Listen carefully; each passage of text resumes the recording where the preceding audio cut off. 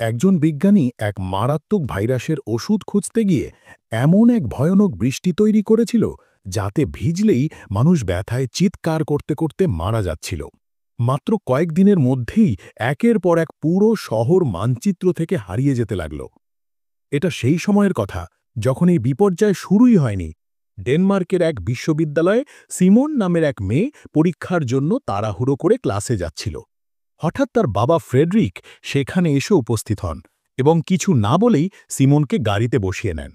গাড়িতে আগেই তার ছোট ভাই র্যাসমাস এবং মা বসেছিল। ফ্রেডরিক খুবই ভীত ছিল এবং কিছু না বুঝিয়ে দ্রুত গাড়ি চালাতে শুরু করে। সে তাদের নিয়ে যাচ্ছিল জঙ্গলের ভেতরে থাকা এক গোপন বাংকারের দিকে, যেটা তার কোম্পানি অ্যাপোলো তৈরি করেছিল। আবহাওয়া দ্রুত খারাপ হতে শুরু করে আর মনে হচ্ছিল যে কোনো মুহূর্তে বৃষ্টি নামবে। এই সময়ে ফ্রেডরিকের দ্রুত গতির কারণে সামনে থাকা কয়েকটি গাড়ির দুর্ঘটনা ঘটে যায়, ফলে রাস্তা পুরোপুরি ব্লক হয়ে যায়। মানুষ রেগে গিয়ে তার সঙ্গে ঝগড়া শুরু করে, কিন্তু ফ্রেডরিক কারও কথা না শুনে তাড়াতাড়ি তার পরিবারকে গাড়ি থেকে নামিয়ে নিয়ে জঙ্গলের দিকে দৌড় দেয়। ঠিক তখনই আকাশ থেকে বৃষ্টির প্রথম ফোঁটা পড়তে শুরু করেছিল। ফ্রেডরিক তাড়াতাড়ি নিজের আঙুলের ছাপ দিয়ে বাংকারের তালা খোলে এবং সবাইকে নিয়ে ভিতরে ঢোকে। ভিতরে ঢোকার পর সিমন আর র্যাসমাস অবাক হয়ে যায়। তাদের বাবা তাদের এখানে কেন এনেছে? বাংকারে সব রকমের প্রয়োজনীয় জিনিস ছিল, অনেক বছরের খাবার, পানি, এমনকি নিজের এয়ার প্রসেসিং সিস্টেমও ছিল। সিমন কিছু জিজ্ঞাসা করতে যাচ্ছিল, তখনই ফ্রেডরিক প্রোটেক্টিভ স্যুট পরে বাইরে যাওয়ার প্রস্তুতি নিতে শুরু করে। সে শুধু বলল, আমি ফিরে না আসা পর্যন্ত কেউ বাংকার থেকে বেরোবে না।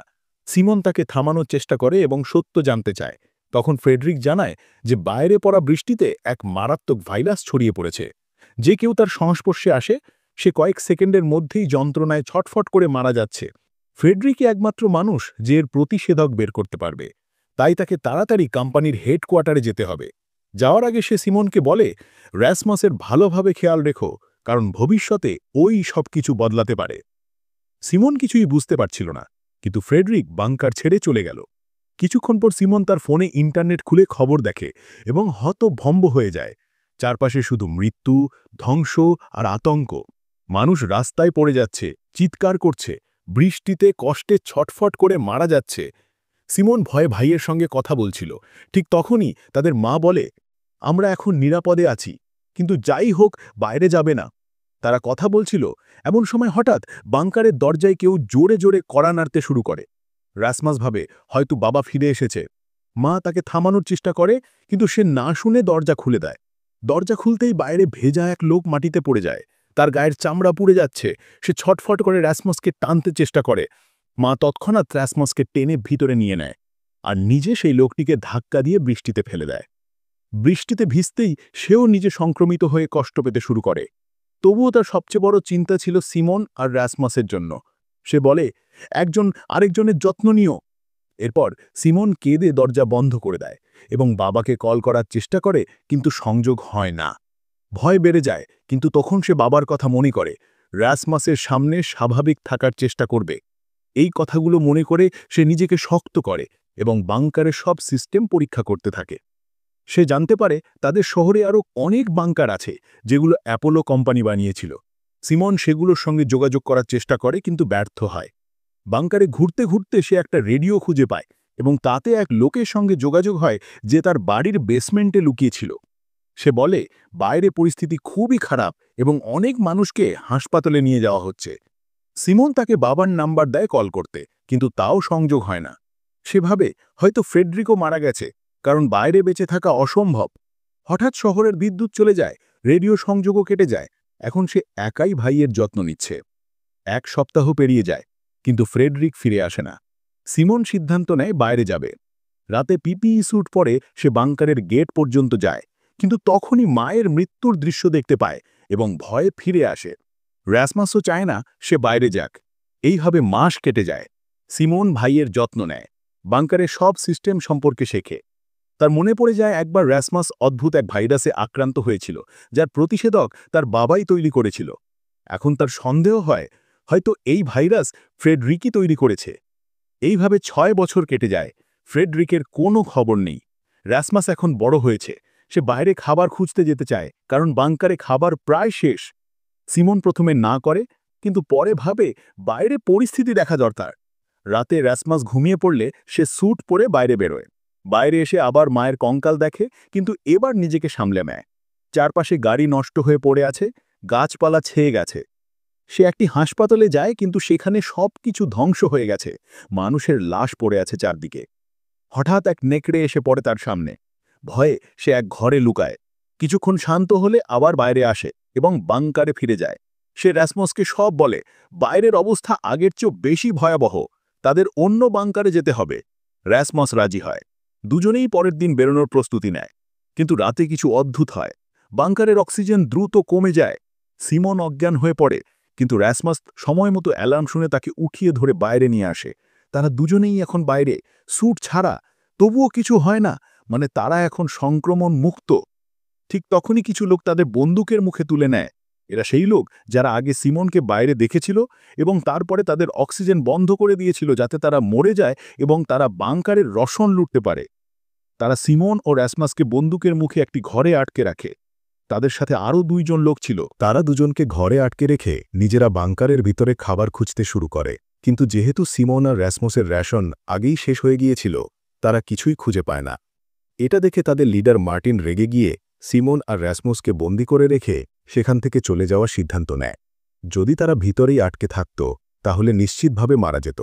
তাই সিমন একটা গ্লাসে লিখে জানায় সে জানে খাবারের স্টক কোথায় পাওয়া যাবে। এটা লেখার পর সে ইচ্ছাকৃতভাবে সেই প্যাডটা ভেঙে দেয় যেখানে বাকি বাংকারগুলোর ম্যাপ ছিল। এখন মার্টিনের আর কোনো উপায় ছিল না, কারণ যদি খাবার পেতে হয় তাহলে সিমন আর র্যাসমসকে বাইরে নিতে হবেই, কারণ অন্য বাংকারগুলোর অবস্থান শুধু সিমনের মাথায় ছিল। এদিকে মার্টিনের চোখ সিমনের দিকে পড়ে আর সে নিজের পুরনো দিনের কথা মনে করতে থাকে। যখন সে একজন সৈনিক ছিল, তখন তাকে আদেশ দেওয়া হয়েছিল যে সে একটা ব্রিজ পাহারা দেবে যাতে ওই শহর থেকে কেউ বের হতে না পারে, ভাইরাস ছড়ানো ঠেকাতে। যদি তুমি এখানে পর্যন্ত পৌঁছে অ্যান্ড একটি সাবস্ক্রাইব, তার সঙ্গে বেল আইকন ক্লিক করে অলে সিলেক্ট করে রাখবেন। একদিন ডিউটির সময় মার্টিন দেখে একজন মহিলা তার শিশুকে কোলে নিয়ে ব্রিজের নিচ দিয়ে অন্য পারে যাওয়ার চেষ্টা করছে। মার্টিন তাকে থামাতে আকাশে গুলি ছোড়ে, কিন্তু মহিলা থামে না, সাহস করে শহর ছাড়িয়ে চলে যায়। তখন মার্টিন তার প্রতি দয়া দেখায়, তাই সে গুলি করে না। কিছুক্ষণ পরে তার সহযোদ্ধারা তাকে ডাকে একটা টেন্টে, যেখানে সব সৈনিকরা থাকত। ওখানে গিয়ে সে জানতে পারে যে মহিলাকে সে যেতে দিয়েছিল সে আসলে সংক্রমিত ছিল, আর তার চলে যাওয়ার পর থেকেই টেন্টে থাকা অনেকেই সংক্রমণে মারা গেছে। এই খবর শুনে মার্টিন ভেঙে পড়ে। শেষ সঙ্গীর মৃত্যুর সঙ্গে সঙ্গে তার ধৈর্য শেষ হয়ে যায়। সেই মুহূর্তে সে প্রতিজ্ঞা করে সে আর কখনও কাউকে বিশ্বাস করবে না, যে অবস্থাতেই থাকুক না কেন। তার কাছে এখন বেঁচে থাকাই একমাত্র নিয়ম। স্মৃতি থেকে বর্তমান সময়ে ফিরে এসে মার্টিন সিমনের প্রস্তাব প্রত্যাখ্যান করে, কিন্তু তাদের কাছে আর কোনো খাবার অবশিষ্ট নেই, আর খাবার ছাড়া তারা বেশিদিন টিকতে পারবে না। এই ভেবে শেষমেশ মার্টিনকে সিমনের কথায় রাজি হতে হয়। সে সিমন আর র্যাসমসকে মুক্ত করে বাইরে নিয়ে আসে। অনেক বছর পর যখন তারা বাংকার থেকে বেরোয়, তাজা বাতাস আর সূর্যালোক দেখে দুজনের মুখে স্বস্তির ছাপ ফুটে ওঠে।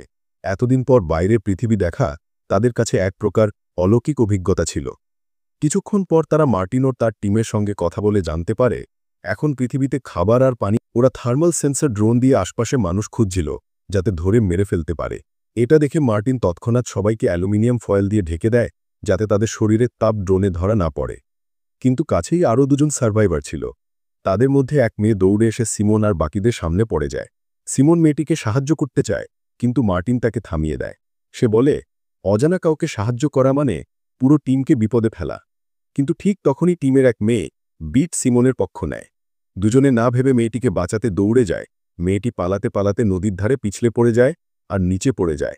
তার পিছনে থাকা লোকগুলো তাকে মেরে ফেলতে যাচ্ছিল, কিন্তু ঠিক তখনই মার্টিন এসে দুজনকে গুলি করে মেরে ফেলে। কারণ যাই হোক না কেন, মার্টিন কখনো নিজের টিমকে ফেলে দেয় না। কিন্তু পানিতে পড়ে যাওয়ায় মেয়েটি সংক্রমিত হয়ে গিয়েছিল, তাই শেষমেশ মার্টিনকে বাধ্য হয়ে তাকেও গুলি করতে হয়। এই ঘটনাটা সিমনকে গভীরভাবে নাড়িয়ে দেয়। সে বুঝতে পারে শুকনো জমিতে থাকা নিরাপদ, কিন্তু বৃষ্টি বা জমে থাকা পানির সংস্পর্শে আসা এখনও ভয়ঙ্কর বিপজ্জনক। অল্প স্পর্শেই ইনফেকশন হতে পারে। এরপর সিমন সবাইকে নিয়ে আরেকটা বাংকারের দিকে যাত্রা শুরু করে, যার অবস্থান তার মনে ছিল। ওখানে পৌঁছাতে একদিন সময় লাগবে। রাত নামার আগে তারা কাছের একটা ঘরে বিশ্রাম নেয়। ভিতরে তারা মৃত শিকারীদের কিছু অস্ত্র, পোশাক আর কিছু সামান্য জিনিস খুঁজে পায়। সেখানে কয়েকটা বোতল বিশুদ্ধ পানিও পাওয়া যায়। এটা দেখে জন তার অসুস্থ সঙ্গী লিয়াকে সেই পানি খাওয়ায়। তাদের পারস্পরিক যত্ন দেখে সিমনের মুখে হাসি ফোটে। শুরুতের দিকে সে শুধু ওদের সাহায্যে পরের বাংকারে পৌঁছাতে চেয়েছিল, কিন্তু এখন মনে হয় এই মানুষগুলো খারাপ নয়। ধীরে ধীরে সিমন সত্যি মার্টিন ও তার টিমের পাশে দাঁড়াতে প্রস্তুত হয়। পরের সকালে তারা আবার রওনা হয়। রাস্তায় হঠাৎ রাসমুসের পা একটা পানি ভর্তি গর্তে পড়ে। এটা দেখে মার্টিন সঙ্গে সঙ্গে বন্দুক তোলে, তাকে গুলি করতে উদ্যত হয়, কিন্তু সিমন তার সামনে দাঁড়িয়ে তাকে থামায়। সে দ্রুত রাসমুসের জুতো খুলে মোজা পরীক্ষা করে।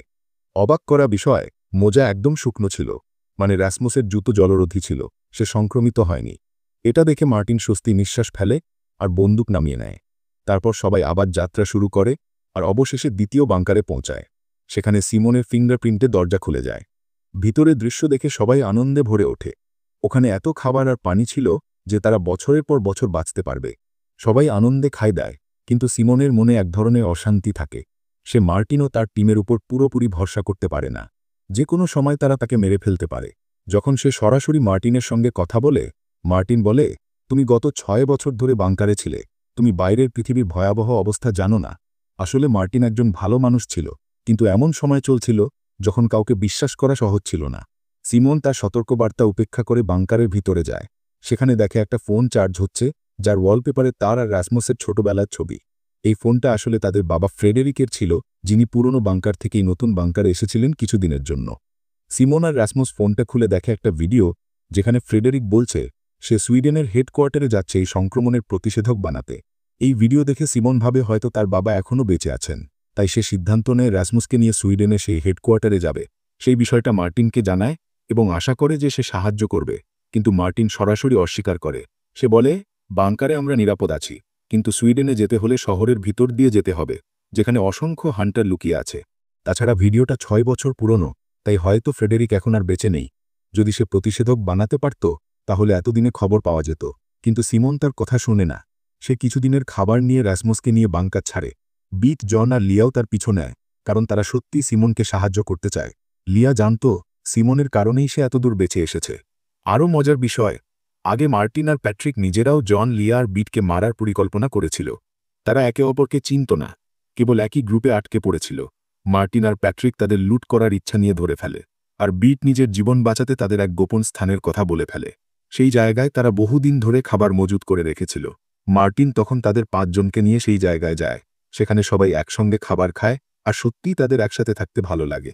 রাতে বিট মার্টিনকে অনুরোধ করে যেন সে তাদের সুরক্ষা দেয়। মার্টিন রাজি হয়ে যায় এবং সেই সময় থেকেই তারা সবাই একসঙ্গে বসবাস শুরু করে। বর্তমান সময় সিমন আর রাসমুস জানত না যে জন, লিয়া আর বিট তাদের পিছনে আসছে। তারা শহরের কাছাকাছি পৌঁছায়। রাস্তায় তারা একটা বাস দেখে, যেটি সামনে যাওয়ার পথ পুরোপুরি বন্ধ করে রেখেছিল। দুজনেই খুব ক্লান্ত ছিল, তাই তারা কিছুক্ষণ বাসের ভিতরে বিশ্রাম নেয়।